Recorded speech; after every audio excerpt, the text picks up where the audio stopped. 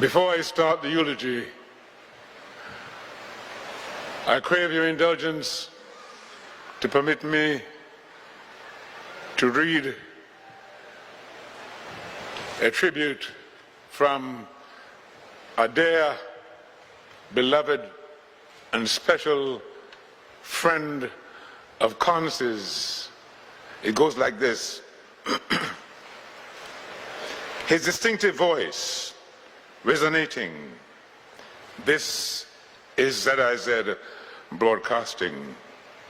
And the hits he kept playing, the latest and the greatest. Our hearts thrilled, our souls filled. Conce was so good at what he did. He pushed Kaiso on the radio from morning till night. That was his passion, his love, his life. He took part in calypso competitions, inspiring others to continue the tradition. Made sure we had songs to add to our collection. Thanks, Conce, for sharing yourself and giving the love. Rest on. You are safe with your Father above. And this comes from Conce's friend Joyce Betty Pole.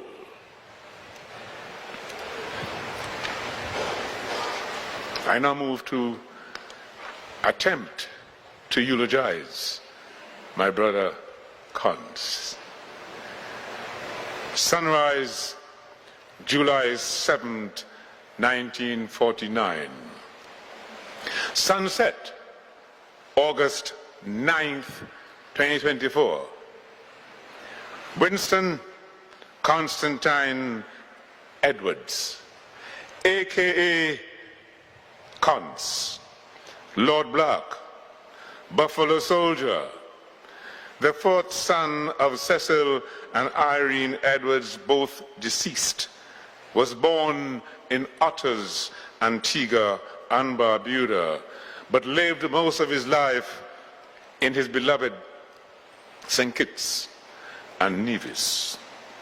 He came from a family of 7 siblings.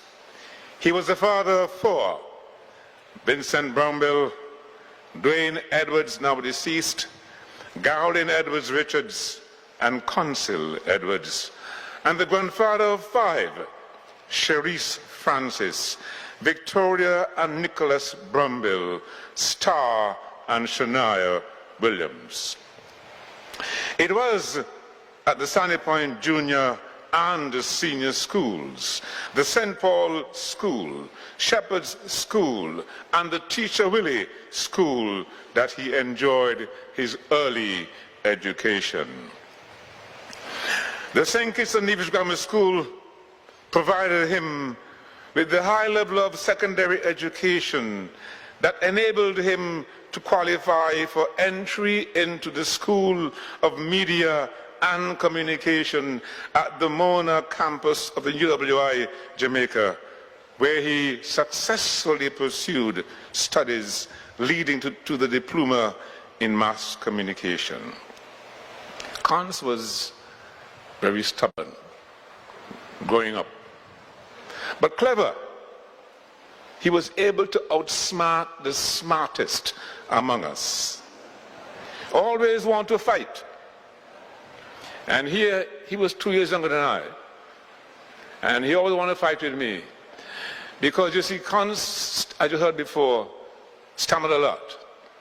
And all we knew when he was stammering and trying hard to get the words out was hit him on his back. You give him a hard slap on his back. And the words jumped out. I, having slapped him on his back, he turned around and wanted to fight me. So we start fighting. And whenever Conce realizes that he's losing any fight, whether with our eldest brother, Terry, or any other brothers, he always found a knife somewhere. And he pulls a knife. Once he pulled that knife, fight done, because I running. So that's how he used to win the fights, by having a knife secretly somewhere to pull to protect himself from us in any fight. He was also very argumentative, and even though he stammered, I think he used that argumentative behavior to cover up for his weakness and his stammering. Now, as a qualified broadcaster, Cons grew into becoming a beloved radio and TV personality and cultural icon during his long and indeed memorable tenure at the ZIZ Broadcasting Corporation. It was during his stint at ZIZ in the early 70s, I think, family and friends, that he initiated and hosted the National Showcase program dedicated to preserving, promoting, and celebrating the inescapable richness and uniqueness of Kittitian and Navajo music. Incidentally, I'm advised that that showcase program is still alive and well on Tuesdays, I think. Folks, Cons, with that deep and captivating voice of his, used ZIZ as the platform from which he expertly and effectively championed far and wide the sounds and traditions of the Nevis Culturama, as well as the Sengis National Carnival. Hence, it was no surprise, and indeed rather fitting, that in 2021, he was publicly acclaimed and honored the Grand Marshal for Carnival. What was particularly amazing to me, though, was that Cons would stutter, or stammer, if you prefer, during normal conversations.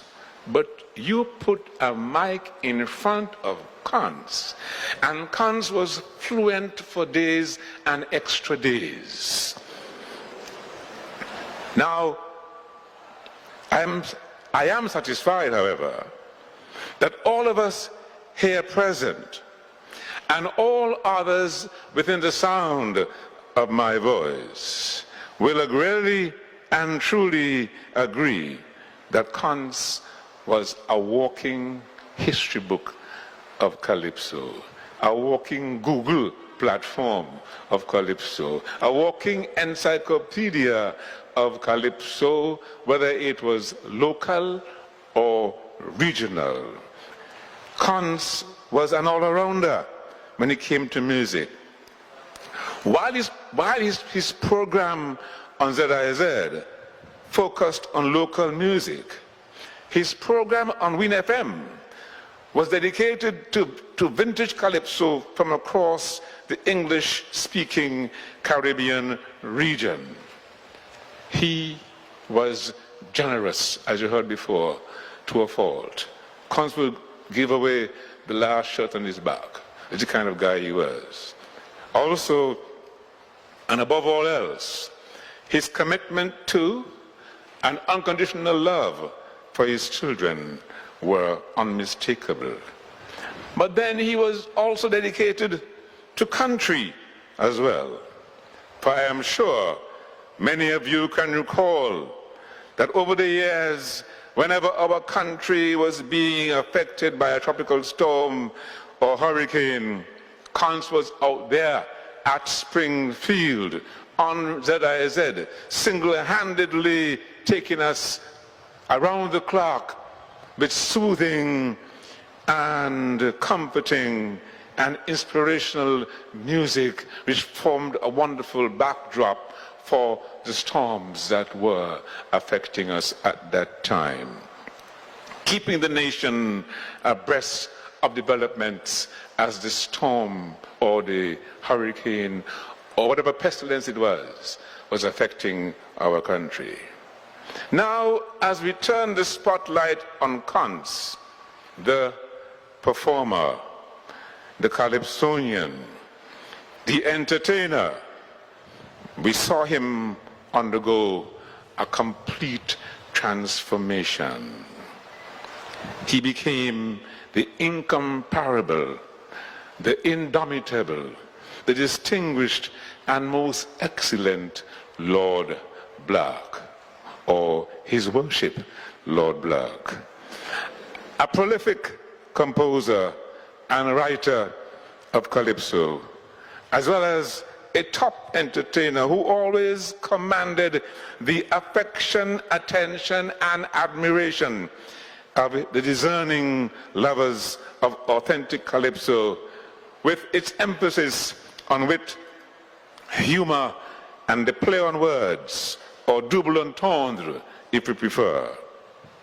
We will forever remember such hits as the Ban Me Song, Everybody Dead, Dark Horses, Music with V, Secede, Let Them Stay English, Must Find a Song to Sing, Mother Walk, What a Ballin' For, Things to Understand, Is Only a Song, This and That Lie, Come, Sing Me a Song, I Love How They're Killing Me, and the list goes on and on.